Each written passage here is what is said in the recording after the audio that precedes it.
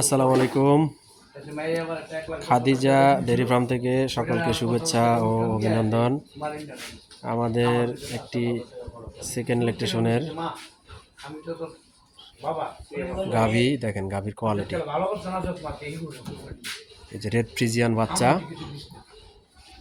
এই যে বাচ্চা এবং গাভী দেখেন, গাভীর কোয়ালিটি চারটা বাট চার জায়গায়, পিওর চারটা বাট। এটা একটা ইন্ডিয়ান গাভী বর্ডার ক্রস।